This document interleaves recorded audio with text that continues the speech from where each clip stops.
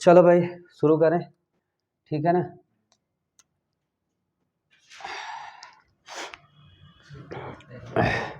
देखो क्या हम लोगों ने पढ़ लिया था, क्या क्या पढ़ लिया है। हमने ये पढ़ लिया है कि रेट ऑफ जो फॉरवर्ड रिएक्शन है और रेट ऑफ जो बैकवर्ड रिएक्शन है वो कब इक्वल होगी और इक्वल होने के क्या क्या टर्म एंड कंडीशंस हैं, और वो इक्वल होने के बाद ही हम बोलेंगे कि ये केमिकली इक्विलिब्रियम में अभी जो भी हमारी रिएक्शंस है वो आ गई हैं, ठीक है ना। अब हमें पढ़ना है बेसिकली क्या कि इनकी कैरेक्टरिस्टिक पढ़नी है, ठीक है ना, कैरेक्टरिस्टिक ऑफ केमिकल इक्विलिब्रियम। ध्यान रहे इनके पॉइंट्स को हम यूज करेंगे। तो characteristic of chemical equilibrium, characteristic of chemical equilibrium. तो पहला, यार गला मेरा कब सही होगा पता नहीं, चलो। तो कैरेक्टरिस्टिक ऑफ केमिकल इक्विलिब्रियम, इसकी पहली कैरेक्टरिस्टिक क्या है, कल शायद बताया भी था। पहली कैरेक्टरिस्टिक डायनेमिक, ठीक है।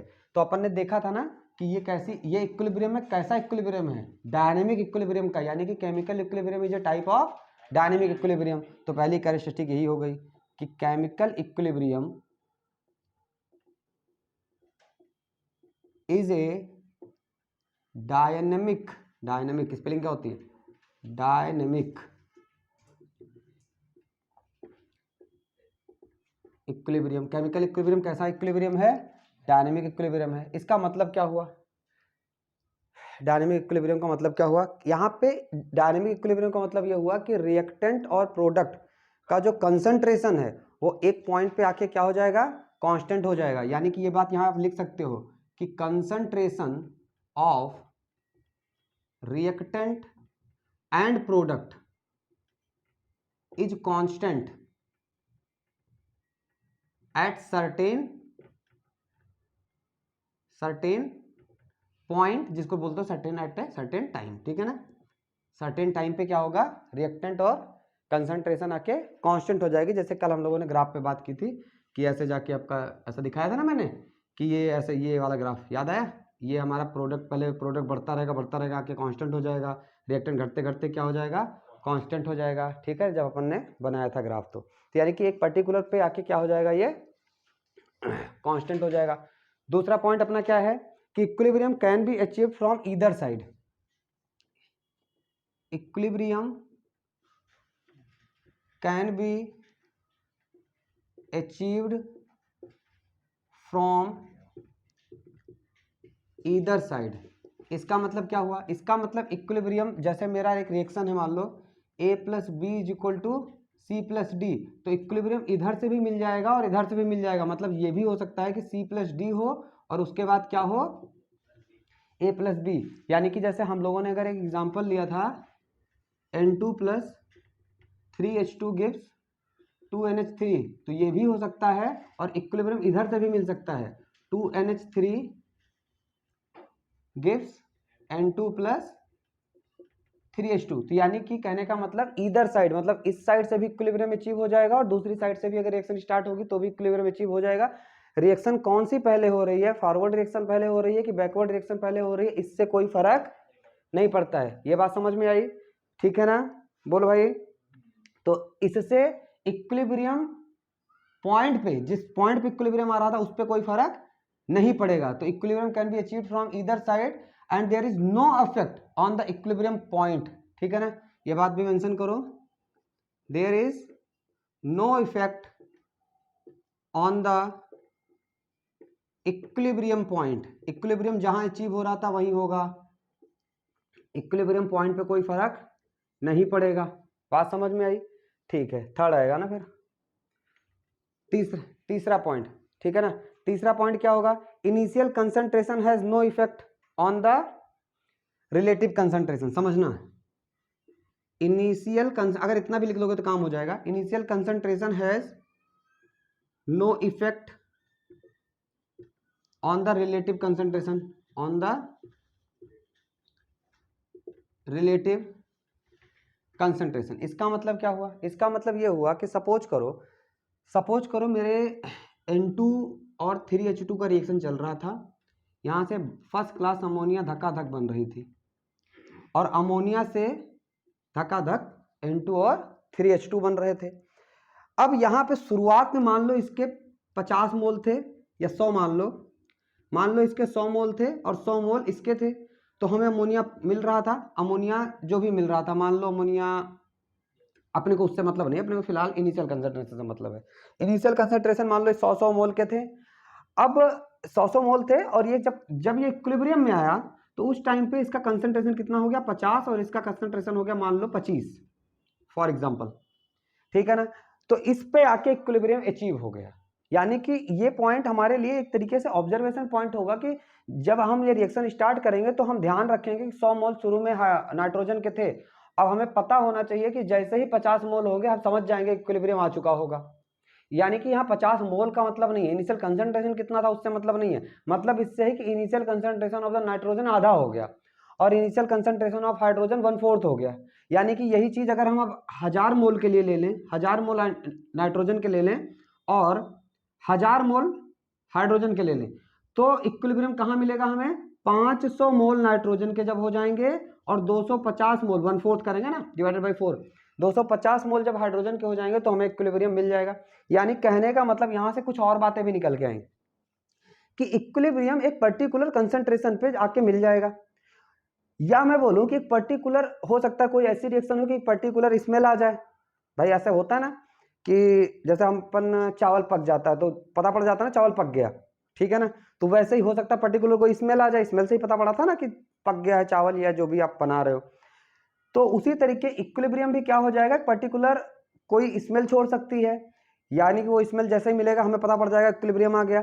या कोई पर्टिकुलर कलर आ जाएगा सोल्यूशन का तो हमें समझ में आ जाएगा इक्विलिब्रियम अचीव हो गया। या कोई पर्टिकुलर प्रेशर होगा, एक पर्टिकुलर डेंसिटी होगी, समझ रहे हो।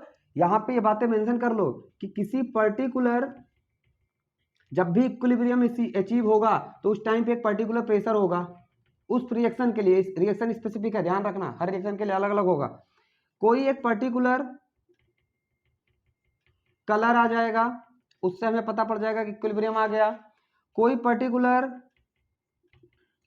पर्टिकुलर डेंसिटी हो जाएगी, उससे हमें पता पड़ जाएगा कि इक्विलिब्रियम आ गया। कोई पर्टिकुलर स्मेल मतलब कुछ साइन आ जाएगी, ठीक है ना। या मैं बोलूं कि कुछ पर्टिकुलर कंसंट्रेशन आ गया। पर्टिकुलर कंसंट्रेशन मतलब जैसे मैंने एग्जांपल दिया कि पर्टिकुलर कंसंट्रेशन आ गया तो हमें इससे पता पड़ जाएगा कि इक्विलिब्रियम हो गया। अब समझो, जैसे हमें पता है कि मान लो फॉर एग्जांपल के लिए इसका इक्विलिब्रियम मान लो 2 atm प्रेशर पे आता था, तो हम क्या करेंगे, हम एक वहां पे जहां पे इक्विलिब्रियम कर रहे हैं, जो रिएक्शन परफॉर्म कर रहे हैं, वहां पे हम एक प्रेशर को मेजर करने के लिए लगा देंगे डिवाइस। प्रेशर मेजर करता रहेगा, बारोमीटर लगा देंगे, मैनोमीटर लगा देंगे, कुछ भी लगा देंगे, तो वहां से हमें पता पड़ जा रहेगा प्रेशर मेजर होता। अब जैसे ही हम देखेंगे कि प्रेशर आ गया 2 एटमॉस्फेरिक प्रेशर, 2 atm का प्रेशर आ गया, हम समझ जाएंगे कि इक्विलिब्रियम आ गया।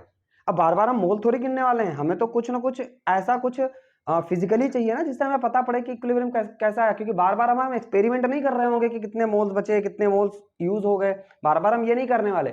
तो एक पर्टिकुलर प्रेशर होगा उस टाइम पे, एक पर्टिकुलर कलर होगा उस टाइम पे, एक पर्टिकुलर डेंसिटी होगा उस टाइम पे और एक पर्टिकुलर कंसंट्रेशन होगा उस टाइम पे जिस टाइम पे इक्विलिब्रियम अचीव हो रहा है, ठीक है ना। अगला पॉइंट करते हैं। नेक्स्ट पॉइंट क्या है आपका कि जो भी इक्विलिब्रियम वाली रिएक्शंस होंगी ये क्लोज कंटेनर में होती हैं, ठीक है ना, क्लोज वेसल में होती हैं। जो भी इक्विलिब्रियम वाली रिएक्शंस होती हैं वो क्या होती हैं, एक पर्टिकुलर प्रेशर या बोले तो पर्टिकुलर मतलब किसी पर्टिकुलर प्रेशर पे होगी। प्रेशर कब अचीव होगा वो पर्टिकुलर, जब कंटेनर क्लोज रहेगा, वरना प्रेशर ही नहीं बनेगा, वरना क्या होगा, प्रेशर ही नहीं बनेगा। जैसे फॉर एग्जांपल कुकर की सीटी है, तो कुकर की सीटी एक पर्टिकुलर प्रेशर पे आने के बाद ही वो ऊपर होगी। अब जैसे ही वो पर्टिकुलर, जैसे अपन गिनते हैं ना कि 2 सीटी हो गई तो चावल हो गया, 3 सीटी आ गई कुकर में तो दाल पक गई हमारी।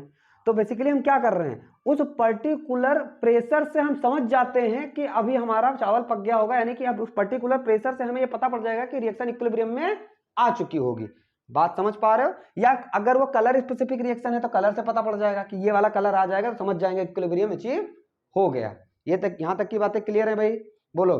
अब equilibrium can attend at any closed vessel, ये बहुत इंपॉर्टेंट पॉइंट है, ध्यान देना। Equilibrium can attain at any closed vessel, मतलब कि वेसल का क्लोज्ड होना, बंद वेसल होना बहुत जरूरी है।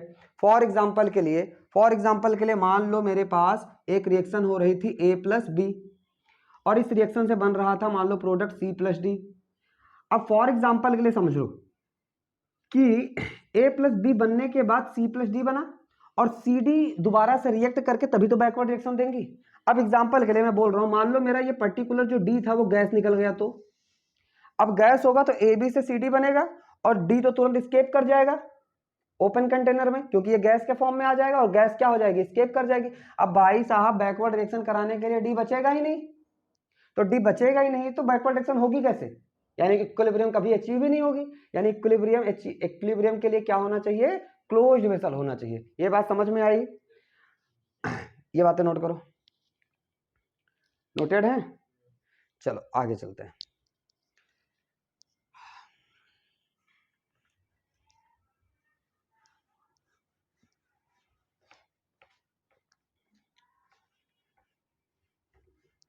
अब बात कर लेते हैं कैटलिस्ट की, ठीक है।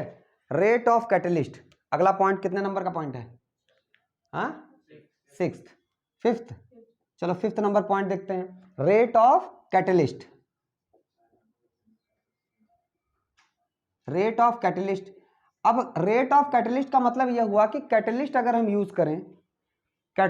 यूज करें तो इक्विलिब्रियम पे क्या फर्क पड़ेगा। तो हमें पता है कि कैटलिस्ट क्या करता है, रेट ऑफ रिएक्शन को या तो बढ़ा देता है या तो रेट ऑफ रिएक्शन को घटा देता है, यही करता है ना। तो कैटलिस्ट यूज करने के बाद कौन सी रिएक्शन बढ़ेगी, फॉरवर्ड वाली या बैकवर्ड वाली? दोनों बढ़ेगी, ठीक है ना, क्लियर। तो देखो रेट ऑफ कैटलिस्ट यूज करोगे, जब रेट ऑफ कैटलिस्ट यूज करोगे तो क्या करेगा, ये दोनों रिएक्शन को बढ़ाएगा या तो दोनों रिएक्शन को घटाएगा, ठीक है ना। तो क्या है, कैटलिस्ट इंक्रीज या ऐसा बोलो, कैटलिस्ट इनहेंस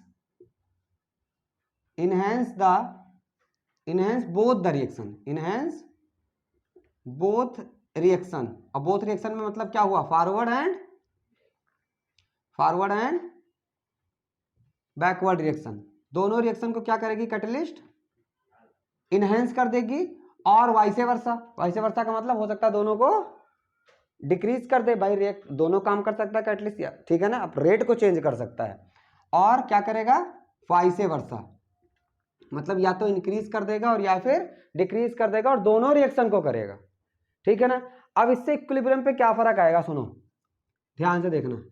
अगर रेट ऑफ रिएक्शन, मान लो बेसिकली क्या हो रहा था, कुछ ऐसी रिएक्शन चल रही थी, याद आया, और यहां से ये कांस्टेंट हो जा रही थी, यहां पे रेट ऑफ फॉरवर्ड रिएक्शन हो जा रही थी रेट ऑफ बैकवर्ड रिएक्शन के, ये कि ये कंसंट्रेशन घट रहा है, घटता किसका है कंसंट्रेशन, रिएक्टेंट का, बढ़ता किसका है, प्रोडक्ट का। तो दोनों ये घटते घटते ये बढ़ते बढ़ते दोनों आए, इक्विलिब्रियम अचीव हो गया। ये तब था जब ये विदाउट कैटलिस्ट था। अगर हम विद कैटलिस्ट की बात करें, कैटलिस्ट के साथ में, तो कैटलिस्ट के साथ में क्या होगा, या तो ये इक्विलिब्रियम जो यहां अचीव हो रहा था वो आपको पहले अचीव हो जाएगा, ऐसा हो सकता है, या फिर जो इक्विलिब्रियम तुम्हारा यहां अचीव हो रहा था वो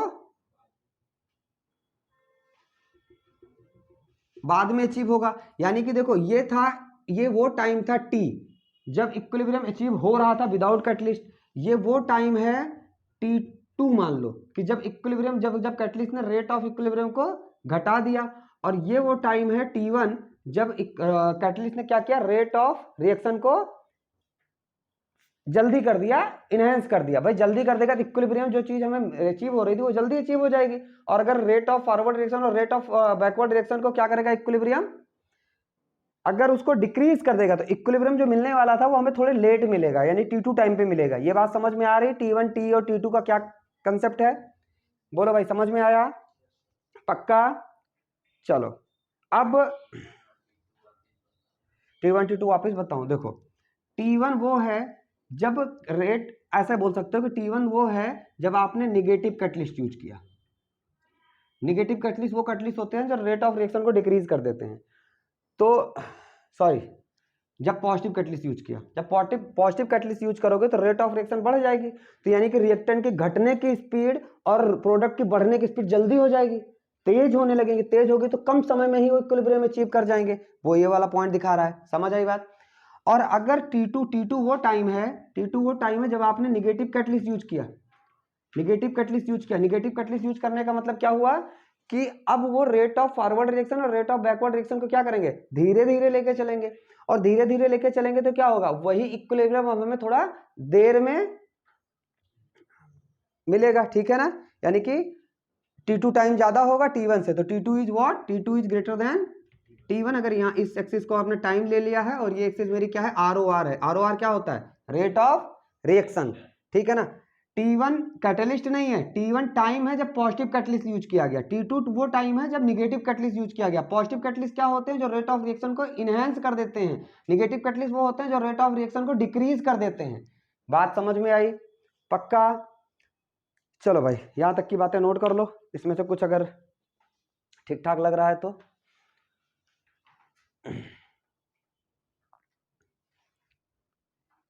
चले, चलो अब ये हेडिंग हटाते हैं और इसकी जगह पे डालते हैं लॉ ऑफ मास एक्शन। नया स्टार्ट हो रहा है, ध्यान देना ये, ठीक है ना। Law of mass action, law of mass action, इसको एक और नाम से जानते हैं। किस नाम से जानते हैं, बोलो भाई। यस, ठीक है ना। किस नाम से जानते हैं हम लोग, गल्डबर्ग या फिर वागे लॉ। इसको क्या बोलते हैं, गल्डबर्ग और वागे लॉ ऑफ मास एक्शन। इस लॉ से भी इसको जाना जाता है। ये बात समझ में आई। इन दोनों साइंटिस्टों ने ही ये चीज मतलब बताई थी कि ये एक्चुअली कैसे मास पे डिपेंडेंट है। बात समझ में आई। अब सुनो, ध्यान से सुनना। कोई एक रिएक्शन हो रही है A प्लस बी और ये आपको दे रहा है C प्लस डी, और ये कैसी रिएक्शन है, एक इक्विलिब्रियम अचीव करने वाली रिएक्शन है, इसीलिए बैकवर्ड और फॉरवर्ड रिएक्शन दिखाई जाती है, ठीक है ना। इतनी बातें समझ में आई। अब इस लॉ के अकॉर्डिंग क्या होता है कि जो एक्टिव मास होता है, एक्टिव मास कौन सा मास होता है, एक्टिव मास, पहले एक्टिव मास समझो कि एक्टिव मास कौन सा मास होता है। तो एक्टिव मास वो मास होता है जो मास एक्चुअली रिएक्शन में पार्टिसिपेट कर रहा है। भाई आपने बहुत मास ले लिया, लेकिन शुरुआत में क्या होगा, सारा का सारा मास एक साथ ही तो रिएक्शन में इन्वॉल्व नहीं हो जाएगा ना। पहले कुछ मास होगा, फिर वो मान लो रिएक्ट करके प्रोडक्ट बना दिया, फिर उसके बाद आगे वाला मास होगा, फिर वो प्रोडक्ट बनाएगा, तो ऐसे 1 बाई 1 होगा ना। तो अब यहाँ पे जो मास, अब यानी सुनना, पहले मान लो अपने पास पहले कैसे समझाऊं इसको, ऐसा समझो। मान लो मेरे पास ये मास था, ऐसे मास है, फॉर एग्जांपल ऐसे मास था। तो शुरू में क्या होगा, ये 3 ऊपर मास, मतलब ऐसे समझना, ये 3 मास स्टार्टिंग में क्या होंगे, रिएक्शन में पार्टिसिपेट कर रहे होंगे। इन 3 ने जब प्रोडक्ट बना दिया यहाँ पे, तो अगले 3 इन्वॉल्व हो जाएंगे, ठीक है ना। या अगले 2 हो सकते हैं, या अगले 4 भी हो सकते हैं, बढ़ भी सकता है, चलो बढ़ा देते हैं, अगले 4 इन्वॉल्व हो जाएंगे। फिर इसका मतलब क्या हुआ कि जब ये 3 इन्वॉल्व हो रहे थे उस टाइम पे एक्टिव मास कितना था, 3 था। जब ये 4 इन्वॉल्व हो रहे होंगे तो उस टाइम पे एक्टिव मास कितना होगा, 4 होगा। फिर ये 3 इन्वॉल्व होंगे तो एक्टिव मास कितना होगा, 3। यानी active mass is that mass which participate in the reaction, वो मास जो रिएक्शन में पार्टिसिपेट कर रहा है। यहां तक की बातें समझ में आई। तो active mass are those mass which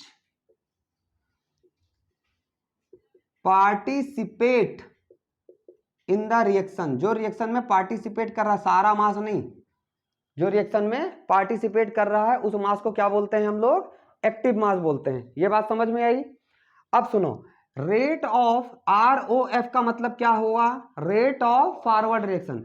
तो वागे लॉ और ये वागे लॉ ने बोला, मास एक्शन लॉ ने ये बोला कि जो रेट ऑफ फॉरवर्ड रिएक्शन है that is equal to the concentration of A and concentration of mass concentration, actually mass concentration of A and B। तो mass concentration of A, concentration word को किसमें लगाते हैं हम लोग, ब्रैकेट में, और मास कंसंट्रेशन ऑफ B। अब मास कंसंट्रेशन में बोल रहा हूं पर ये कौन सा मास होगा, इसको हम बोलेंगे एक्टिव मास ऑफ ए, यानी ए के जो मास इन्वॉल्व हो रहे हैं, पार्टिसिपेट कर रहे हैं, active mass of A reactant, और ये क्या होगा, ये वाला active mass of B reactant. B reactant और ए रिएक्टेंट का एक्टिव मास, ध्यान से रहे, देखो क्लास 11th में जिस डेप्थ में चीजें बताई जाती हैं वो सिर्फ इसलिए बताई जाती हैं कि आपके क्लास 11th का जो बेस है वो प्रॉपरली स्टेबलाइज हो जाए, क्योंकि क्लास 12th में जो भी टीचर पढ़ाता है क्लास 12th में वो फिर बोर्ड स्पेसिफिक हो जाता है। जैसे फॉर एग्जांपल के लिए कि मैं तुम्हें जैसे यहाँ पे चीजें, बहुत सी चीजें एक्स्ट्रा बताता हूँ जो बियॉन्ड द एनसीईआरटी है, लेकिन क्लास 12th में मैं यही बातें फिर से केमिस्ट्री पढ़ाऊँ या फिजिक्स पढ़ाऊँ या मैथ्स पढ़ाऊँ, जो भी पढ़ा रहा हूँ वहां पे फिर मैं खुद भी बोर्ड स्पेसिफिक हो जाऊंगा। समझ आई बात? बोर्ड स्पेसिफिक मतलब जो बातें बोर्ड तक हैं वहीं तक रह जाऊंगा। रीजन क्या है, कई बार होता है क्या है कि बच्चों को बहुत हाई लेवल का बताओ और हाई लेवल के चक्कर में उनका छोटा क्वेश्चन आता है ना, वो नहीं हो पाता। वो जेई नीट्स की बात करते रहेंगे, जेई में ये आया था, ये आया था, हो सकता है वो जेई के क्वेश्चन भी सॉल्व कर पा रहे हैं, लेकिन वो बोर्ड का जो छोटा सा क्वेश्चन आ जाएगा ना, वहां तक दिमाग ही नहीं दौड़ रहा, वो बड़ी बड़ी चीजें सोचने लगेंगे, यहाँ पे यार ऐसा होना चाहिए था, ये ऐसा तो हो नहीं सकता। एक्चुअल में ये प्रॉब्लम आती है। इसलिए क्लास 12th में बोर्ड स्पेसिफिक और क्लास 11th में बेस बनाना। क्यों? क्योंकि क्लास 11th का बेस जब आप बोर्ड के आगे भी तैयारी करते हो, क्लास 12th के बाद मान लो ड्रॉप लेते हो या उसके बाद तैयारी करते हो आप दूसरा गुज सेट के लिए या जेई के लिए या नीट के लिए, तो उस केस में क्या होता है, आपके पास ये है ना, क्लास 11th का बैकबोन पहले से ही आपका बना होता है, और क्लास 12th की किताब आपने अच्छे से पढ़ी है।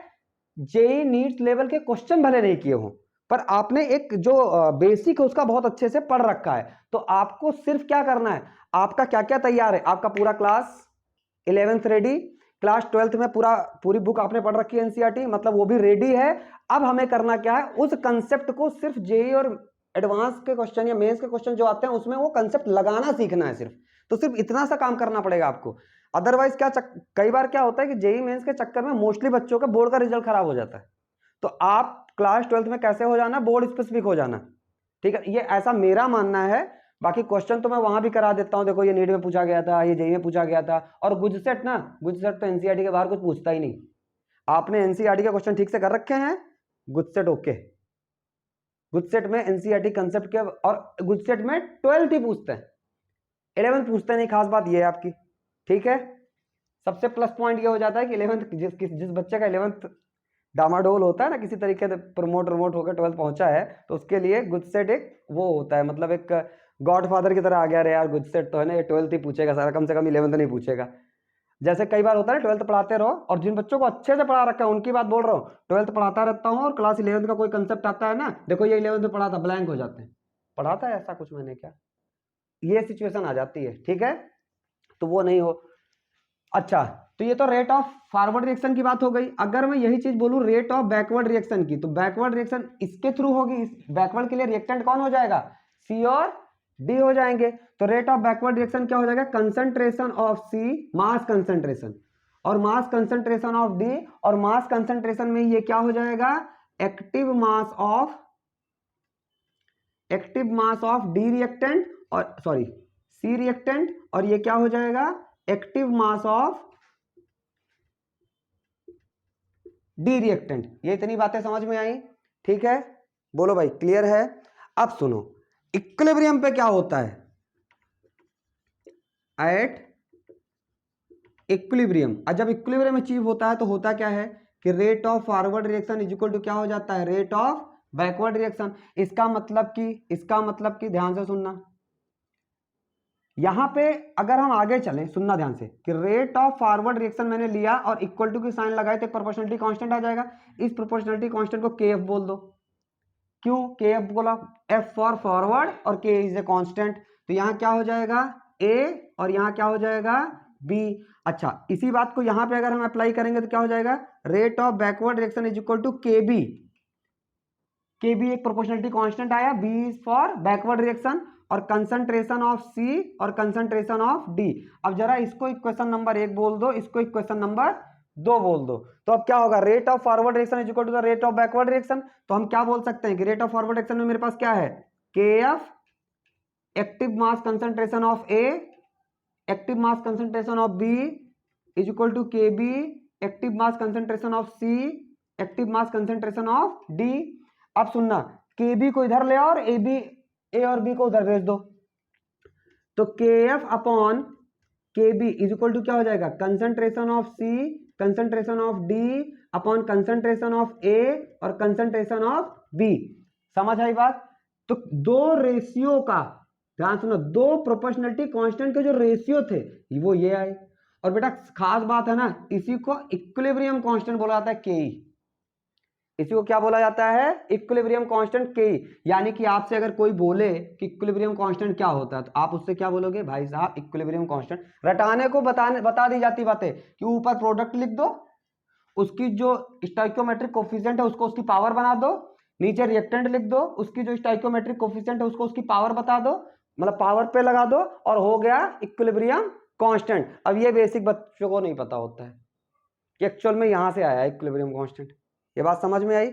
तो के ई बराबर आपसे कोई पूछे तो आप के ई को कैसे, मतलब अगर बोला कि के ई को डिफाइन करो, तो it is the ratio of proportionality constant of forward reaction to the proportionality constant of backward reaction. बोल सकते हैं ना, कोई दिक्कत है नहीं है? तो हम यहां पे लिख सकते हैं it is the ratio of proportionality constant of forward reaction to the backward reaction to the proportionality constant of backward reaction। बात समझ में आई? अच्छा, तो अब ध्यान से देखो, यहाँ पे हम ये भी बोल सकते हैं ना कि के ई बराबर K F divided by K B, और ये क्या हो जाएगा, ये हो जाएगा concentration of C concentration of D upon concentration of A और कंसंट्रेशन ऑफ बी। बोलो भाई, मुद्दा समझ आया? इसको बोलते हैं इक्विलिब्रियम कांस्टेंट। अच्छा, ये बात तो बोली नहीं, हेयर के इज कॉल्ड, के को क्या बोलते हैं, इक्विलिब्रियम कांस्टेंट। इक्विलिब्रियम कांस्टेंट, बोलो भाई समझ आया? इक्विलिब्रियम कांस्टेंट कौन सी चिड़िया का नाम था, कहां से आया इक्विलिब्रियम कांस्टेंट, ये क्लियर हुआ? अब इसमें से नोट कर लो चीजों को, फिर आगे बढ़े। कुछ आ रहा है? अच्छा,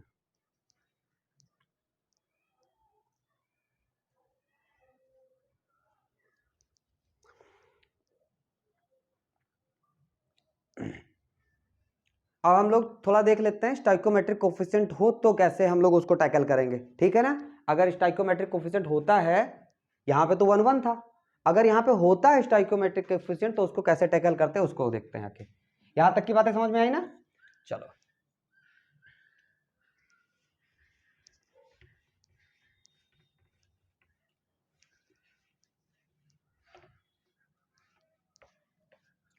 इससे गंदा साफ होता है ना, कपड़ा सबसे बढ़िया काम है। मैन मेड डस्टर, क्यों? सुनो, मान लो यहाँ पे ऐसे रिएक्शन ले लो, मान लो 2a प्लस बी और c प्लस 3d, मान लो ऐसा कुछ स्टोइकियोमेट्रिक कोफिशिएंट लगा दिए। तो एक्चुअल में रटाने वाली विद्या तो ये है कि भैया इसका इक्विलिब्रियम कांस्टेंट लिखो, तो यही हम लोग भी यही आगे यही काम करेंगे, लेकिन हमें पता तो होना चाहिए बेसिक कि इक्विलिब्रियम कांस्टेंट आया कहां से। तो देखो, के ई बराबर रटने वाली विद्या यही है कि ऊपर प्रोडक्ट लिख दो, concentration of product concentration of जो भी प्रोडक्ट में दिए हों, और जो स्टोइकियोमेट्रिक कोफिशिएंट उसको पावर लगा दो। सी का स्टोइकियोमेट्रिक कोफिशिएंट कितना है 1, तो इसके पावर में 1 लगा दो। डी के स्टोइकियोमेट्रिक कोफिशिएंट में कितना है 3, तो इसकी पावर 3 कर दो, डिवाइडेड बाई ए का नीचे रखो कंसंट्रेशन, बी का कंसंट्रेशन रखो। अब ए में कितना है 2 और बी में कितना है 1, हो गया इक्विलिब्रियम कांस्टेंट, हो गया इक्विलिब्रियम कांस्टेंट। अब इसी बात को अगर वैसे करते क्वेश्चन करके देख लेते हैं कि आपका एक बना रहे नोट्स की कैसे करते हैं। सुनो, तो यहाँ पे वही हुआ होगा कि पहले rate of forward reaction directly proportional हुआ होगा किसके, फॉरवर्ड रिएक्शन के रिएक्टेंट कौन है, ये वाले। तो यानी कि ये हुआ होगा ए का कंसंट्रेशन और बी का कंसंट्रेशन, पहले ऐसे आया होगा ये। फिर उसके बाद क्या हुआ होगा, रेट ऑफ फॉरवर्ड रिएक्शन हमने लिखा होगा, यहाँ पे इक्वल टू की साइन लगाई होगी, ये के एफ हो गया होगा प्रोपोर्शनलिटी कांस्टेंट, और इसको बोल सकते हैं कंसंट्रेशन ऑफ ए का स्क्वायर और कंसंट्रेशन ऑफ बी। अभी देखो वही चीज कहां से आएगी वो चीज समझो, वो कहां से आया है, ठीक है ना।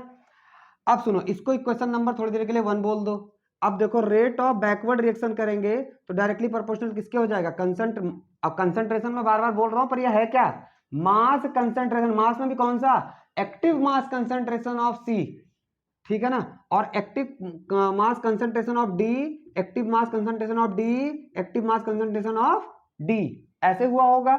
फिर आर ओ बी यानी कि rate of backward reaction equal to K B, proportionality constant लगाया, सी एज इट इज रह जाएगा और डी की पावर कितनी हो जाएगी, 3 हो जाएगी। इसको इक्वेशन नंबर 2 बोल दो।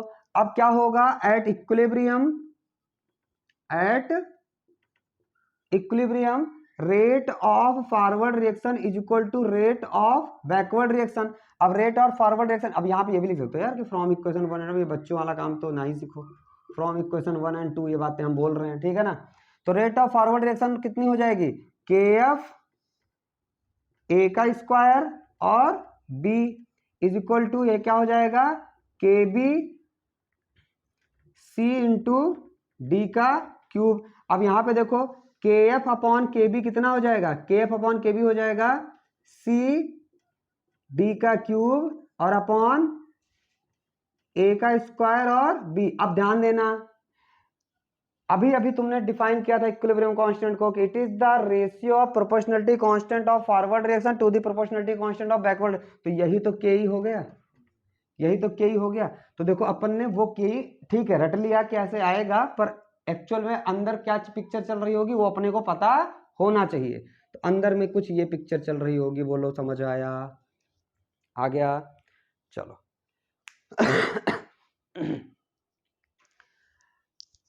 हटाए। अब इसको बोलते क्या है पता है, गोल्डबर्ग एंड वागे लॉ, वारे वागे।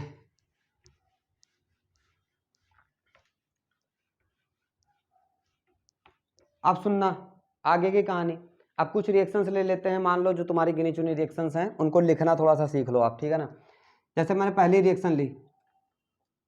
रिएक्शन ली, वही अपनी N2 plus 3H2 gives 2NH3, ठीक है ना। अब इसका किसी ने बोला इक्विलिब्रियम कांस्टेंट लिखो, तो क्या लिखोगे, के इज इक्वल टू, लिखेंगे वैसे ही, रटने वाली विद्या वही है, बार बार वो नहीं करने बैठेंगे। NH3 की पावर 2 अपॉन N2 की पावर 1 और H2 की पावर 3, ठीक है ना। चलो दूसरी रिएक्शन लेते हैं, अभी आएगा ट्विस्ट, आएगा पिक्चर में, कहानी में ट्विस्ट है, हर रिएक्शन ऐसे नहीं लिख सकते आप, समझ आई बात। अब सुनो दूसरी रिएक्शन लेते हैं, मान लो 2SO2 का रिएक्शन जब O2 के साथ होगा तो क्या बनाएगा, ये 2SO3 बराबर है 2 सल्फर 2 सल्फर 3 दूनी 6 ऑक्सीजन 2 ऑक्सीजन 2 दूनी 4 2 6 ऑक्सीजन, ठीक है, बराबर हो गया रिएक्शन।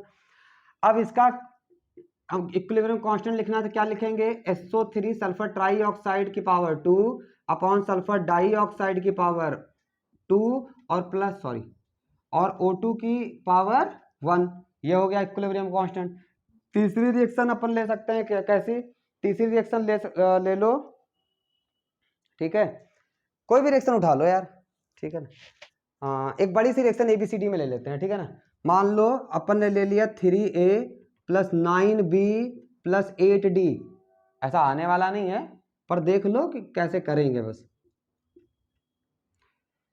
यहां पे मान लो प्रोडक्ट बना, 2 प्रोडक्ट बना देते हैं E और F। E का कोफिशिएंट मान लो यहाँ कर देते हैं 10 और F का कोफिशिएंट कर देते हैं 5। अब बोल दिया गया इसका क्या लिखो, इक्विलिब्रियम कांस्टेंट, तो क्या लिखेंगे, E की पावर 10 F की पावर 5। केमिस्ट्री तब तक बहुत अच्छी लगती है जब तक कोई एक्सेप्शन नहीं आता है ना, और जैसे ही एक्सेप्शन आने लगता है केमिस्ट्री वहीं से खराब लगने लगती है, इलॉजिकल हो जाती है पूरी, ठीक है। इलॉजिकल तो कुछ भी नहीं होता, लेकिन केमिस्ट्री के साथ प्रॉब्लम क्या है ना कि केमिस्ट्री जब लिखी जाती है तो पहले केमिस्ट्री की जाती है, उसके बाद लिखी जाती है किताब। और फिजिक्स में क्या होता है, पहले कंसेप्ट देखा जाता है और उस कंसेप्ट से अंदाजा लगा लिया जाता है कि ये होगा। केमिस्ट्री में ये बात नहीं बोल सकते हो कि ये होगा, पता नहीं होगा कि नहीं होगा, समझ रहे हो। जैसे डिस्टेंस, सन की डिस्टेंस है, वेव ऑप्टिक्स में पढ़ोगे फिजिक्स में वेव ऑप्टिक्स पढ़ेंगे जब हम क्लास 12th में, तो वहां देखेंगे सन की डिस्टेंस को कैसे मेजर किया गया था, ठीक है ना। अब क्या सन की कोई टेप लेके गया था कि कितने दूर है, या किसी फाइटर जेट को भेजा गया था? नहीं, फिर भी पता है सन इतने दूर है हमसे, या लाइट को इतना टाइम लगता है। एक्चुअली हम लाइट जो सन से आ रही है ना, देखो सुनो, जो लाइट सन से आ रही है ना विबग्योर, उस विबग्योर के एक कलर का लैम्डा पकड़ लेते हैं वेवलेंथ, और उस वेवलेंथ से अंदाजा लगा लेते हैं कि ये सन इतनी दूर हुआ होगा। वाह वाह, क्या बात है। उस वेवलेंथ को पकड़ते हैं, उस वेवलेंथ से अंदाजा लगा देते हैं स्टार इतना दूर होगा। अंदाज सोच तू कि फिजिक्स का कंसेप्ट कितना बढ़िया लग जाता है। और केमिस्ट्री का एक रिएक्शन परफॉर्म करिए, दूसरी परफॉर्म करने चल रहे हैं, पता पड़ा यहाँ पे आप कैटलिस्ट ये आएगा, तभी ये काम होगा। वही जैसे V2O5 बहुत अच्छा कैटलिस्ट है, V2O5 वेनेडियम पेंटाऑक्साइड बहुत अच्छा कैटलिस्ट है। अब वही वेनेडियम पेंटाऑक्साइड कभी रेट ऑफ रिएक्शन को बढ़ाएगा, और वही वेनेडियम पेंटाऑक्साइड कभी रेट ऑफ रिएक्शन को घटाएगा। साला कब बढ़ाएगा कब घटाएगा, ये बात रटनी पड़ेगी। रिएक्शन स्पेसिफिक होते हैं कैटलिस्ट। अब क्या करें, तो यही बस यहीं से केमिस्ट्री क्या होती है, तालमेल केमिस्ट्री का बिगड़ने लगता है। चलो a की पावर कितनी हो जाएगी 3, b की पावर कितनी हो जाएगी, हालांकि यहाँ पे ज्यादा एक्सेप्शन नहीं है, इतना तरह थोड़ा बहुत तो आएगा, अदरवाइज केमिस्ट्री पढ़ ही नहीं रहे हैं, है ना। जैसे जैसे वो क्या बोलते हैं, अरे वो पगड़ी बांध के कौन से बहुत बढ़िया, क्या नाम है उनका, स्वामी विवेकानंद। स्वामी विवेकानंद ने बोला है कि अगर लाइफ बहुत स्मूथ चलने लगे तो समझ लो कि लाइफ में कुछ ना कुछ गड़बड़ है, you are on the wrong track, आप गलत ट्रैक पे हो अगर सब कुछ लाइफ में बढ़िया चल रहा है तो। लेकिन वैसे ही केमिस्ट्री है, अगर केमिस्ट्री आप पढ़ रहे हो बिना एक्सेप्शन के बढ़िया केमिस्ट्री चल रही है, तो या तो पढ़ाने वाला गड़बड़, और या तो फिर कुछ गड़बड़ है, ये केमिस्ट्री नहीं कुछ और है। क्योंकि केमिस्ट्री में प्रॉपरली एक नियम से अगर सब कुछ होने लग जाएगा तो वो केमिस्ट्री नहीं है, वो कुछ और है। समझ आई बात? चलो ये समझ में आ गया होगा, इसको नोट कर लो। कर लिया, ठीक है। चल तो उसी पानी है, बोतल दो ना।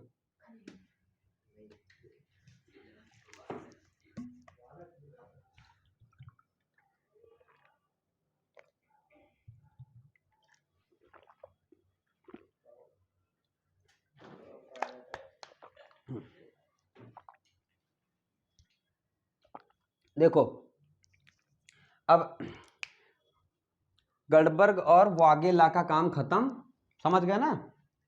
वागेला मतलब वागेला वो नहीं जो तुम्हारे यहाँ एक कास्ट होती, सरनेम होती है वागेला, सिंह होते हैं ना, वो क्षत्रिय में आते हैं ना।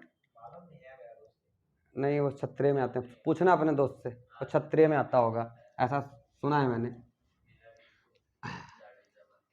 जडेजा तो आते हैं, क्षत्रिय में ही आते हैं, जडेजा में भी वागेला होते हैं। बहुत बढ़िया यार, अभी तो नहीं पता था।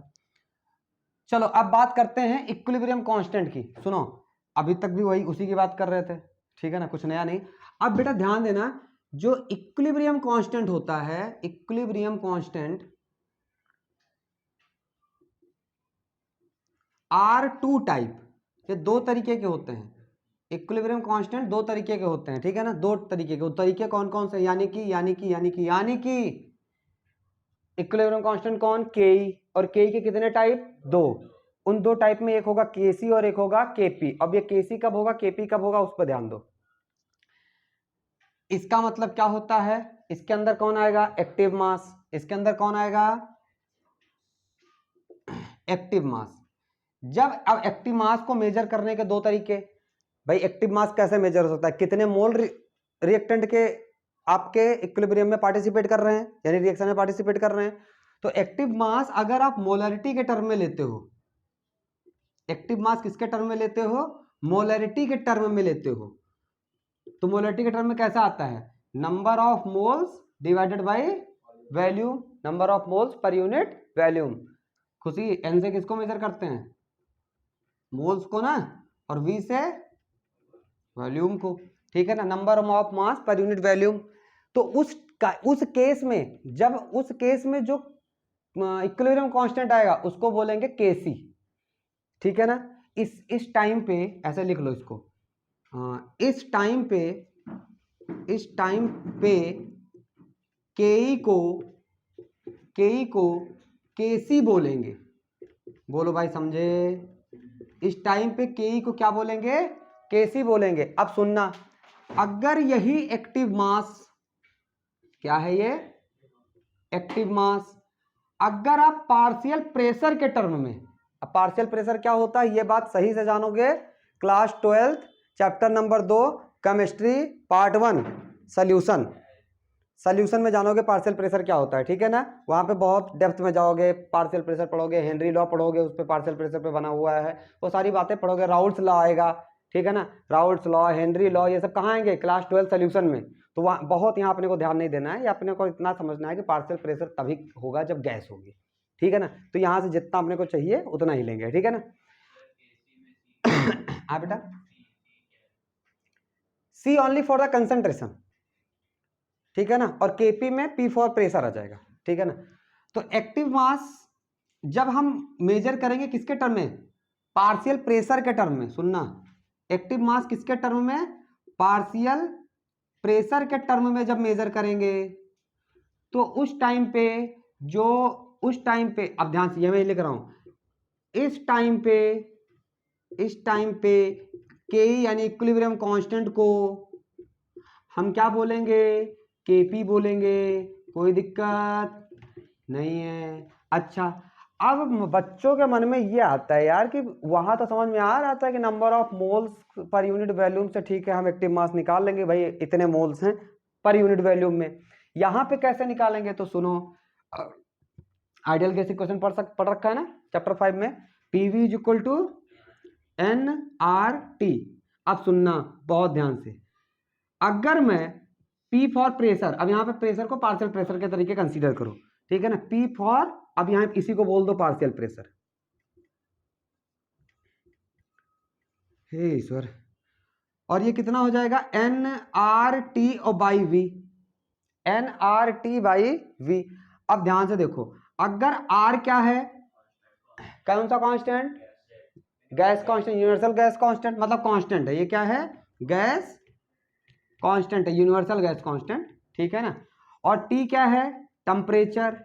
अब ध्यान देना, अगर टेम्परेचर को भी मैं कांस्टेंट कर दूं, अगर मैं टेम्परेचर को कांस्टेंट, अब सुनो, टेम्परेचर को कांस्टेंट क्यों कर दूं?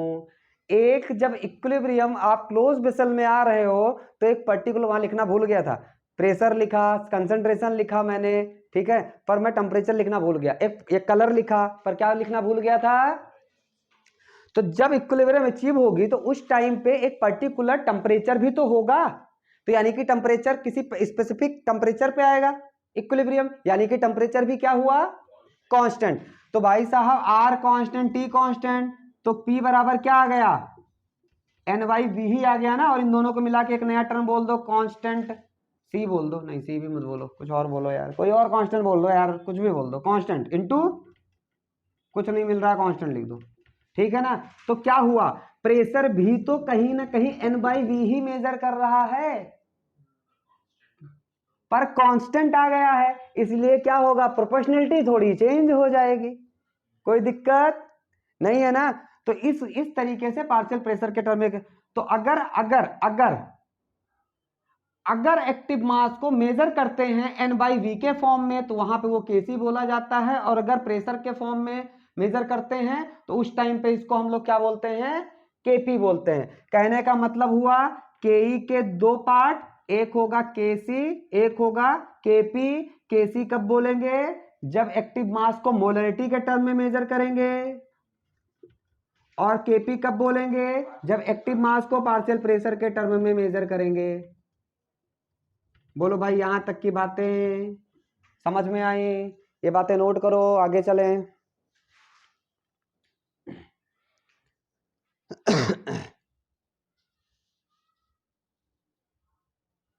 चले भाई, हो गया?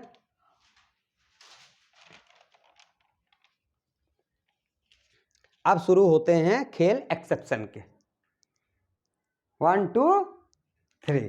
अब केमिस्ट्री चालू। अभी तक क्या था? अभी तक तो बेस बना रहे थे, अब केमिस्ट्री स्टार्ट। हाँ, सुनना ध्यान से,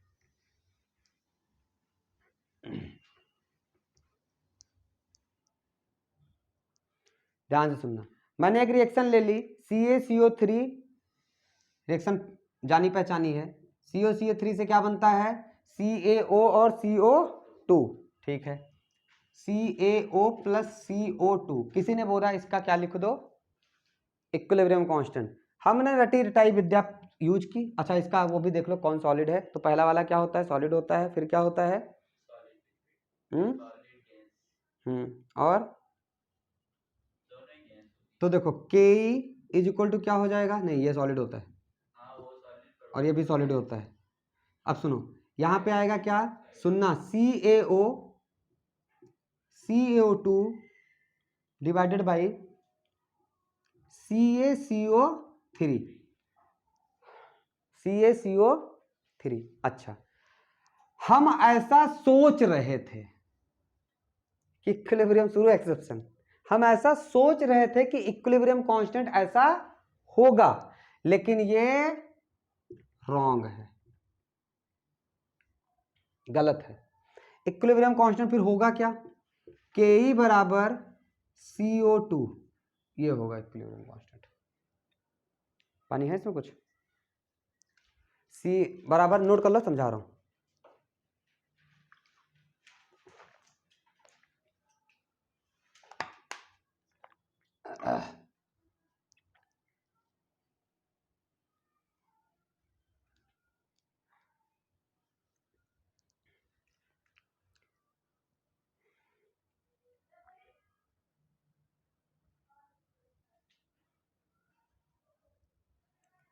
ये सॉलिड होता है, ये सॉलिड होता है और ये गैस होता है, नोट कर लो।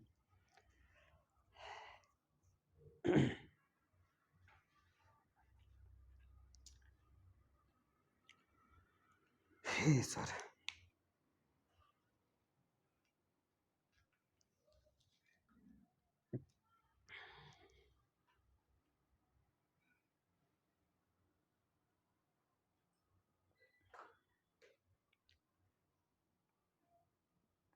चले, अब ध्यान से देखो, अगर के ये है CO2 तो ये क्यों है, जब भी सॉलिड के साथ में गैस आ जाए, जब भी सॉलिड के साथ में गैस आ जाए तो सॉलिड का जो एक्टिव मास है वो यूनिटी ले लिया जाता है,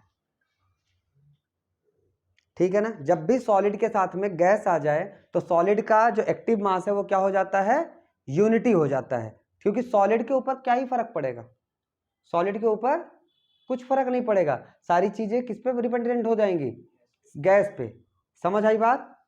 जब भी सॉलिड के साथ में गैस आ जाएगा तो सॉलिड का जो एक्टिव मास है वो क्या ले लेंगे, यूनिटी।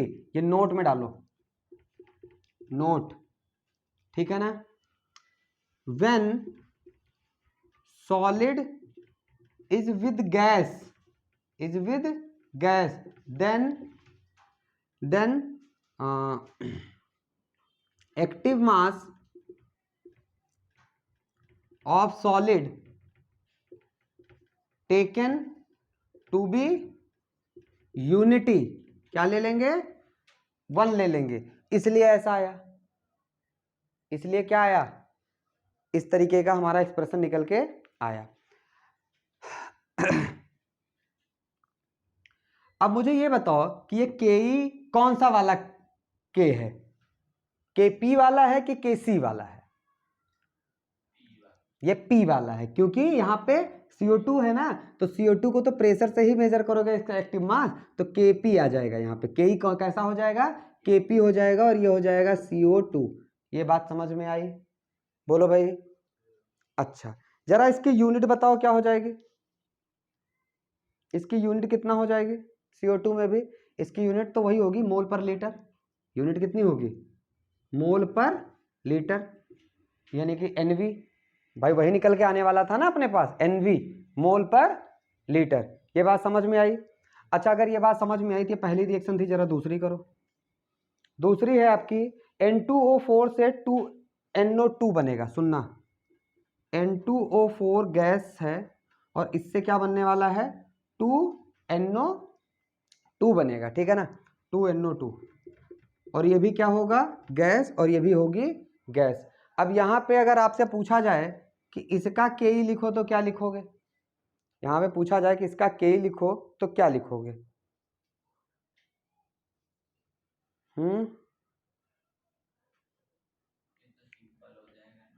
एक चीज यहाँ पे ध्यान देना, इसका जो प्रेशर होगा, जो इसका प्रेशर होता है एटीएम, एटमॉस्फेरिक प्रेशर में मेजर करते हैं। किसमें मेजर करते हैं? एटीएम में, ठीक है ना, एटमॉस्फेरिक प्रेशर में, ये ध्यान रखना। चलो N2O4 से 2NO2 बन रहा है, N2O4 से 2NO2 बन रहा है। अब यहाँ पे क्या सॉलिड गैस के साथ है? आंसर है नहीं, गैसी गैस है। तो गैसी गैस है तो यहाँ क्या मेजर करोगे आप? केपी या केसी? तो अगर दोनों निकालना है तो निकाल सकते हो दोनों, हाँ निकाल सकते हैं, दोनों निकाल सकते हैं, कोई दिक्कत नहीं भाई, है तो N/V ही ना। तो देखो यहाँ पे अगर हम के की जगह पे यहाँ पे हम केसी ले लेते, यहाँ पे भी केसी ले सकते हैं, तो क्या हो जाएगा? CO2 और उसकी यूनिट हो जाएगी मोल पर लीटर। लेकिन यही चीज अगर पार्शियल प्रेशर में है तो उसकी यूनिट क्या हो जाएगी? Atmospheric pressure.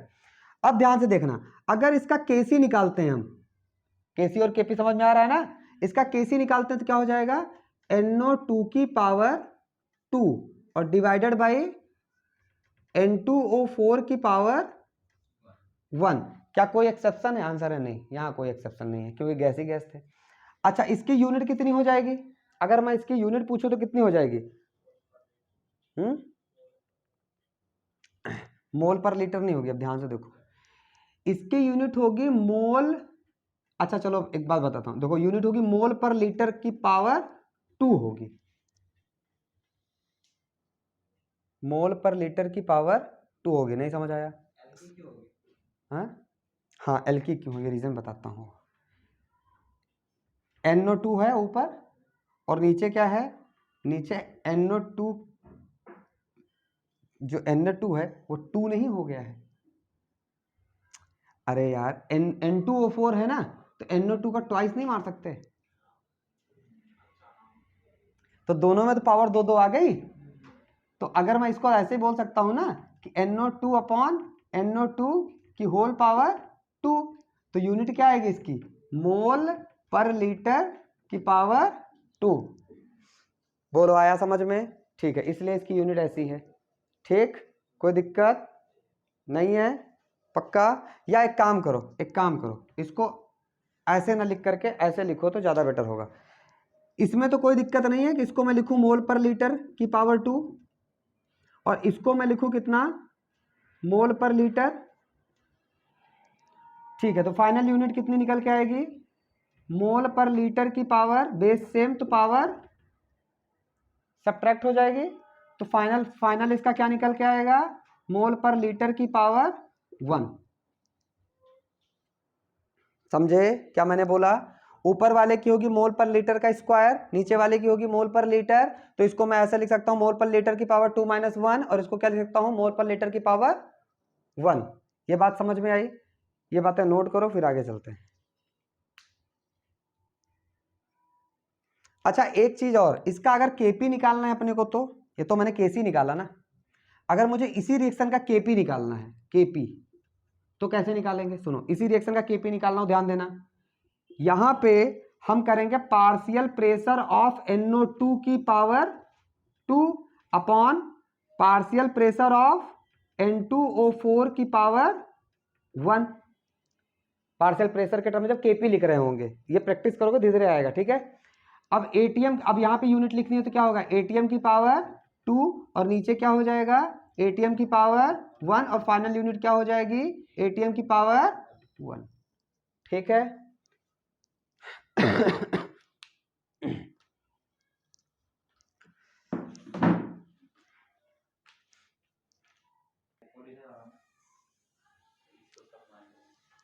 चलो चले, ठीक है, ये समझ में आ रहा है? कोई दिक्कत? पक्का? चलो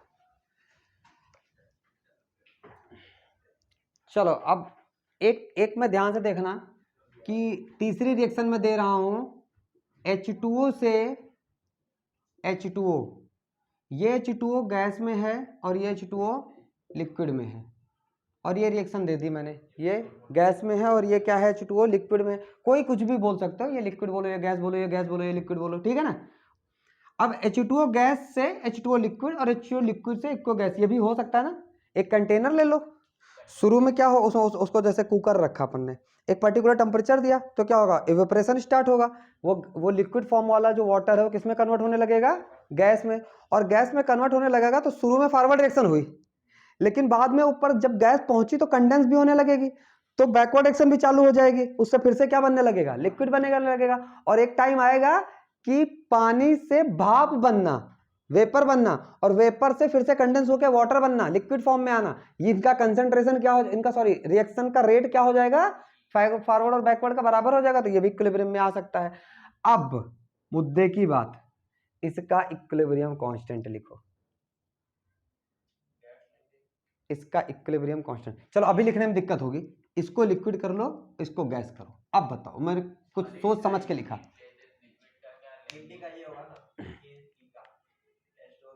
चलो हमने लिखा पहली बात कि जब भी फेज चेंज हो रहा होगा, अब ये बात फिर से नोट में आएगी, ले साला केमिस्ट्री ऐसा ही है यार, क्या ही करोगे, कुछ नहीं कर सकते इसका, जब भी फेज चेंज हो रहा होगा, जब भी फेज चेंज हो रहा होगा, वो चीज केमिकल इक्विलिब्रियम में रहेगी ही नहीं, फिजिकल इक्विलिब्रियम में रहेगी। किधर, तो और भी कंटेंट आ रहे थे ना, पूरे का पूरा फेज चेंज हो रहा था, नहीं, वो तो रिएक्शन का एक पार्ट है जो गैस निकल रहा था, यहाँ का पूरा रिएक्टेंट किस में कन्वर्ट हो रहा है, गैस में, और पूरा का पूरा गैस किस में कन्वर्ट हो रहा है, लिक्विड में, पूरा का पूरा फेज बदल रहा है, पूरा का पूरा क्या हो रहा है, फेज बदल रहा है, लिक्विड से पूरा का पूरा क्या हो जा रहा है, गैस बन रहा है। तो ध्यान से देखना, नोट में क्या डालोगे, पहले तो नोट डालो, सबसे इंपॉर्टेंट बात एक्सेप्शन है, नोट क्या है कि when there is a phase change then this is not in the chemical equilibrium, it is in the physical equilibrium, ठीक है ना। तो when there is a phase change, अगर यहाँ पे phase change होगा then there is then the reaction is not in the chemical equilibrium, तब reaction chemical equilibrium में नहीं होगी, तो कौन से इक्विलिब्रियम में होगी, it is in the physical equilibrium, ये किसमें होगी, फिजिकल इक्विलिब्रियम में होगी, ये बात समझ में आई। तो फिजिकल इक्विलिब्रियम में, अब ये बात मैंने बताई इस वजह से, केमिकल इक्विलिब्रियम का क्या फंडा होता है, केमिकल इक्विलिब्रियम में फंडा ये होता है बेटा कि हम जो चीज देखें हमें पता ना पड़े, जैसे अमोनिया बन रहा था और अमोनिया से नाइट्रोजन हाइड्रोजन बन रहा था, तो हम जब उसको कंटेनर को ऊपर से देख रहे हैं तो हमें कुछ नहीं पता पड़ रहा है, हमें तो दिखने में लग रहा है कि उतना ही वाटर है, उतना ही अमोनिया है, उतना ही वो है, पर अंदर में उथल पुथल चल रही थी, बाहर से देखने में हमें कुछ नहीं ऑब्जर्व हो रहा था। सेम फिनोमेना यहाँ पे होगा, सॉरी सेम फिनोमेना यहाँ पे नहीं होगा, यहाँ पे हमें बाहर से भी देखने में लगेगा कि ये कन्वर्ट हो रहा है, भले वो इक्विलिब्रियम में आ जाए, तो इसलिए बोला जाता है फिजिकल इक्विलिब्रियम। और ऐसा नहीं, इसका कांस्टेंट वगैरह हम प्रॉपर्ली लिखेंगे। तो अगर कांस्टेंट लिखेंगे तो कैसे लिखेंगे, सुनो एक केसी, पहले केसी इसका लिखते हैं, फिर इसका केपी लिखते हैं। तो अगर केसी लिखेंगे तो कैसे लिखेंगे, सुनो, केसी लिखेंगे तो क्या लिखेंगे, H2O की पावर 1 डिवाइडेड बाई H2O की पावर 1, यही लिखेंगे। यस ऐसा सोच रहे थे, ये रॉन्ग है। अब कैसे, जब गैस सॉलिड में आता था तो हम सॉलिड को कैसे बोलते थे, यूनिटी, गैस लिक्विड में भी आएगा तो लिक्विड को क्या ले लेंगे, यूनिटी, क्योंकि उस गैस के आगे उस लिक्विड के मास पे बहुत फर्क नहीं पड़ेगा। तो active mass of the liquid is taken as a unity when it is in the gas, जब गैस में होगा तो उस टाइम पे एक्टिव मास जो होगा लिक्विड का वो क्या ले लेना है, यूनिटी ले लेना है। तो ये केसी जो आएगा ना, वो केसी आएगा H2O ही, पर कौन सा वाला H2O आएगा, ये गैस वाला, क्योंकि लिक्विड का क्या होगा, यहां पे लिख लेना active mass of liquid taken as unity, active mass क्या ले लेंगे हम, यूनिटी ले लेंगे, ठीक है ना। और इसका वो क्या आएगा, यूनिट, तो यूनिट आएगा मोल पर लीटर, क्यों, क्योंकि आपने केसी निकाला है। अब यही चीज अगर केपी निकालने के लिए बोल दिया जाता, इसका केपी निकालो, तो केपी क्या था भाई, PH2O आ जाता, pH2 आ जाता है और यूनिट क्या हो जाती है उस टाइम पे, ATM हो जाती। ये बात समझ में आई नहीं आई? यूनिट क्या हो जाती, ATM हो जाती। पक्की बात, पक्की बात। अब सुनो, यहां पे भी खेल हो गया। क्या खेल हुआ सुनो, Kp is not defined, Kp is not defined. कारण जब भी Kp आएगा तो Kp आते टाइम क्या होना चाहिए, रिएक्टेंट में प्रेशर क्या है ना, और कंसंट्रेशन इक्विलिब्रियम किस पे डिफाइन होता है, रिएक्टेंट के प्रोपोर्शनल होता है। अब यहां पे वो जो बेसिक पढ़ा ना आपने वो काम आएगा भाई। हमारा जो कंसंट्रेशन होता है that is proportional to the what, reactant के कंसंट्रेशन पे, जो रिएक्टेंट के एक्टिव मास पे या रिएक्टेंट के पार्शियल प्रेशर पे। अब जब Kp निकाल रहे होंगे तो रिएक्टेंट का कोई ना कोई रिएक्टेंट गैस जरूर होनी चाहिए भाई। पार्शियल प्रेशर वाला कंसंट्रेशन कब निकालते थे, बोलो, पार्शियल प्रेशर वाला कब निकालते थे, बोलो। नहीं यहाँ पे तो है ना यार, एक गैस तो है ही है ना, एक गैस तो ही आगे आएगा, एक कंसेप्ट छोड़ दो। ये क्या ले लेंगे, H2O ही ले लेंगे, और इसका यूनिट क्या आएगा, ATM है, कोई दिक्कत नहीं। रिएक्टेंट में तो है कोई मतलब, यहाँ पे अगर रिवर्स ऑर्डर में जा रहे हैं तो यहाँ पे गैस मिल रहा है ना अपने को, ठीक है। मतलब सुनो, अब ये चीज लेकिन नोट कर लो कि Kp के लिए एटलीस्ट वन सब्सटेंस जो रिएक्शन है उसमें एटलीस्ट वन सब्सटेंस ऐसा होना चाहिए जो गैस फॉर्म में होना चाहिए, ठीक है ना, एटलीस्ट वन सब्सटेंस। चलो इसको बाद में कराते हैं, ये इतना नोट कर लो।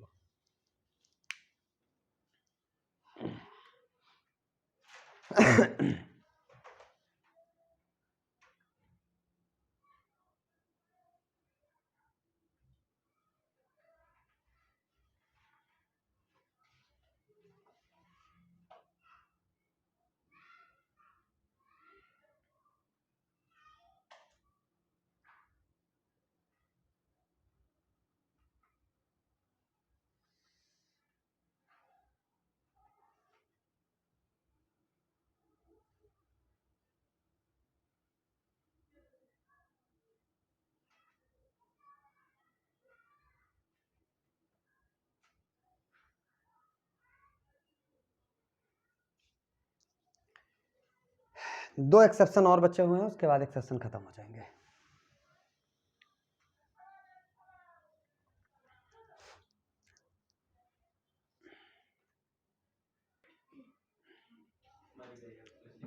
चलो देखो, अब ये दो रिएक्शन है, इसके लिए क्या कहा गया, इसके लिए क्या कहा गया, इक्विलिब्रियम कांस्टेंट लिखो। इक्विलिब्रियम कांस्टेंट मतलब Kc लिखो और Kp लिखो। अब Kc Kp में तो कोई दिक्कत नहीं आ रही ना, सुनो तो इसका लिखते हैं पहले Kc, सुनना।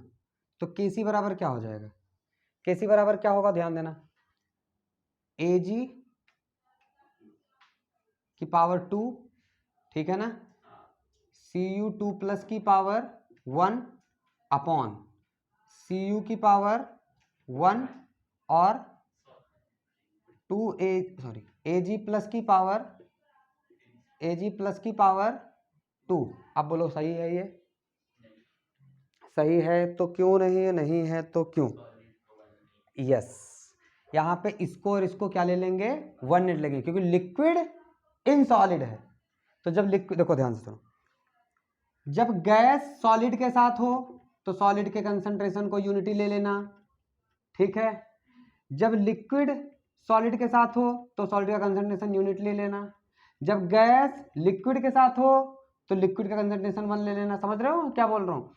और जब सुनो ऐसा कहीं आ जाए, गैस सॉलिड और लिक्विड तीनों आ जाए, तो उस केस में सॉलिड को भी 1 ले लेना, लिक्विड को भी 1 ले लेना। गैस को नहीं, अब तू अपने हिसाब से कैसे भी दिमाग लगा ले, मतलब कहने का मतलब ये है कि गैस फेस के साथ में सॉलिड आ जाता है, सॉलिड को यूनिटी ले लेना है, ठीक है। एक और आएगा, वो बताया नहीं है मैंने अभी। लिक्विड के साथ सॉलिड आ जाए तो उसकी यूनिटी ले लेना गैस का। ये क्लियर हो गया ना ये कंसेप्ट। इस कंसेप्ट के बेसिस पे चलना है अपने को, है रख दूं, ये लिखना पड़ेगा। गैस जब लिक्विड के साथ हो तो लिक्विड की यूनिटी ले लेना, जब गैस सॉलिड के साथ हो तो सॉलिड को यूनिटी ले लेना, जब लिक्विड सॉलिड के साथ हो तो सॉलिड को यूनिटी ले लेना, और जब गैस, लिक्विड और सॉलिड तीनों हो तो लिक्विड को भी यूनिटी और सॉलिड को भी यूनिटी, ठीक है ना। अच्छा, अब ऐसा हमें लिखना चाहिए था, लेकिन ये ऐसा ना हो करके होता क्या है, Cu2 प्लस एक्वस वाला और अपॉन Ag प्लस एक्वस वाला। समझ आई बात। अब यहां पे लिख लेना कि सॉलिड का क्या ले लिया गया, यूनिटी ले लिया गया। बात समझ में। चलो ये तो Kc हो गया, इसका जरा Kp बताओ। Kp नॉट डिफाइन, जीरो नहीं चाचा, नॉट डिफाइन। समझ आई बात। यहां पे कोई भी गैस है, एक एटलीस्ट एक गैस डिफाइन ही नहीं यार। Kp क्या होता है, पार्शियल प्रेशर। पार्शियल प्रेशर किसका मापोगे, लिक्विड का। तो गैस होगा तो ही तो करोगे, है गैस। तो गैस क्या होना चाहिए, रिएक्टेंट या प्रोडक्ट में कोई भी एक गैस होना चाहिए, ठीक है ना। तो Kp को हम लिखेंगे नॉट डिफाइंड। डिफाइंड नहीं कर सकते, क्यों नहीं कर सकते, तो यहाँ पे ये रीजन नोट डाल के लिख देना। नोट इसीलिए मैंने वहां नहीं लिखाया था, यहाँ लिखा है कि क्वेश्चन के साथ लिखोगे तो ज्यादा बेटर होगा, ठीक है ना। नोट क्या लिखोगे कि इन द रिएक्टेंट और product there should be a gas, gaseous state. कोई भी एक क्या होना चाहिए, गैसियस स्टेट होना चाहिए, मतलब चाहे रिएक्टेंट में हो और चाहे प्रोडक्ट में हो। ये बात समझ में आई, बोलो भाई। तो यहां पे लिख देना नोट, ऐसा क्यों हुआ, because there is no gas, there is no gas form, gas form नहीं है in reactant as well as in product. ना रिएक्टेंट में कोई गैस है और ना ही प्रोडक्ट में कोई गैस है, इसलिए ऐसा, ठीक है। चलो ये वाला रिएक्शन देखते हैं। इसमें बोला गया Kc निकालो और Kp निकालो, तो हम Kc निकालने चल दिए।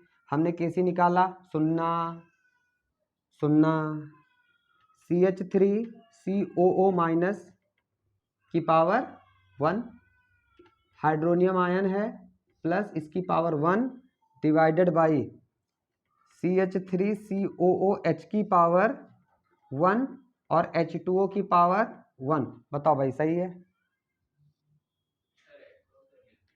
एक्वस लिक्विड में कोई फर्क नहीं, मतलब एक्वस होता है तब जब उसमें हम लोग एक्वस फॉर्म में, मतलब कहने का मतलब आयंस के फॉर्म में वो जब डिवाइड होता है। एक्वस और लिक्विड में वैसे तो कोई फर्क नहीं, तो सही है। अब ये सही नहीं है, अभी भी ये गलत है। सही क्या है फिर, तो सही है, सुनो, सही है Kc इज इक्वल टू, ये रॉन्ग है, ठीक है ना, रॉन्ग समझ लेना।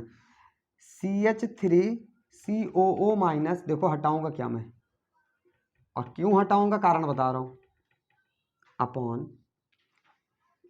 CH3COOH, H2O हटा दूंगा। अब H2O का है हटा, यहां कौन सा नियम, नया नियम आ गया, सुनो।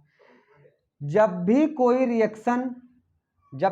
रिएक्शन वाटर मीडियम में हो रहा होगा, जब भी कोई रिएक्शन कहां हो रहा होगा, वाटर या एक्वस मीडियम में हो रहा होगा, एक्वस मीडियम में, तो एक्वस मीडियम में वाटर को क्या ले लेना, उस मीडियम को क्या ले लेना, यूनिटी ले लेना।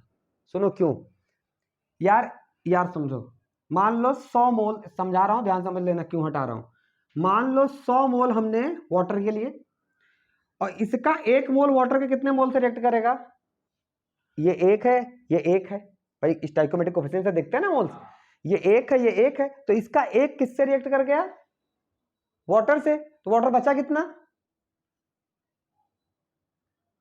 इसका 1 मॉलिक्यूल, ऐसे समझो, इसके 1 मॉलिक्यूल से रिएक्ट कर गया, तो वाटर का मॉलिक्यूल बचा कितना, 99 बचा। सही बात है, कितना बचा, 99 बचा। अब एक बात बताओ, ये तो 99 मतलब ये 1000 होता तो कितना बचा, 999 बचता। अब यार ऑब्वियस सी चीज है कि कहीं हम CH3COH डालेंगे, थोड़ा सा डालेंगे, 2 4 10 बूंद, लेकिन पानी लेंगे तो फ्री की चीज है, ये भर देंगे। तो इसका मतलब एक बात बताओ, मैं हूं, ठीक है ना, अगर मेरा स्वेट निकल गया 1 बूंद, तो मेरे कंसंट्रेशन पे क्या फर्क पड़ेगा, कुछ नहीं, पड़ा तो है, गया है पानी कहां से, बॉडी से ही पड़ा तो है, लेकिन उस पड़े को हम नेग्लेक्ट कर देंगे, हम बोलेंगे वो कंसंट्रेशन बॉडी आपकी वैसी है, कोई फर्क नहीं पड़ा, यही तो बोलेंगे। अब वाटर के मॉलिक्यूल से जहां 1000 5000 मॉलिक्यूल है उसमें से 2 मॉलिक्यूल रिएक्ट कर जाएंगे तो क्या ही फर्क पड़ेगा, ये कांस्टेंट ही रहेगा, जैसा का था वैसा ही रहेगा कि नहीं रहेगा। तो इसकी भी इसीलिए क्या ले लेंगे हम, कंसंट्रेशन यूनिटी ले लेंगे। बोलो भाई पंगा समझ आया, पंगा समझ में आया।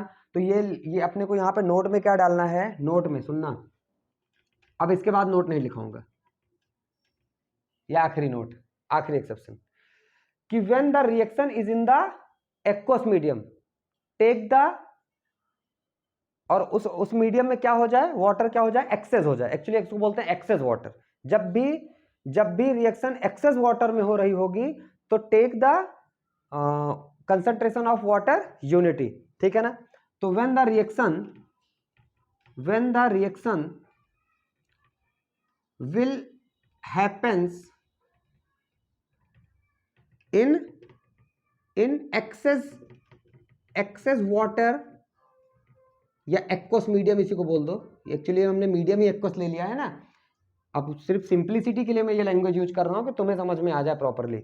When the reaction will happens in excess water या aqueous medium then take concentration या एक्टिव मास कंसंट्रेशन। अब कंसंट्रेशन का मतलब समझ रहे हो ना, कौन सा कंसंट्रेशन है, active mass concentration is unity. क्या ले लेना है, यूनिटी ले लेना है, इसलिए वाटर हटा दिया गया। तो हमने क्या लिया यहाँ पे H2O की कंसंट्रेशन को 1 ले लिया है। बात समझ में आई, क्लियर है। अब Kp डिफाइन करो इसके लिए जरा। ऐसा नहीं होगा ना, ऐसा होगा तो फिर गड़बड़ है, पर ऐसा होगा नहीं, टेंशन मत लो। वाटर हमेशा एक्सेस में कहा जाता है, पूरी केमिस्ट्री में पढ़ा जाएगा कि अगर ऐसा है कि ये भी एक ही मॉलिक्यूल है, ये भी एक ही मॉलिक्यूल है, तब गलत है, तब वहां पे कंसंट्रेशन लेना पड़ेगा अपने को, वहां पे कंसंट्रेशन लेना पड़ेगा। बात समझ में आई, फिर ये वैलिड नहीं है। अब मेरे को एक बात बताओ कि केपी इसके लिए क्या होगा, नॉट डिफाइंड। 0 बोलेगा तो मार खाएगा, नॉट डिफाइंड। पता है ना क्यों, पता है ना क्यों, ठीक है, नोट कर लो।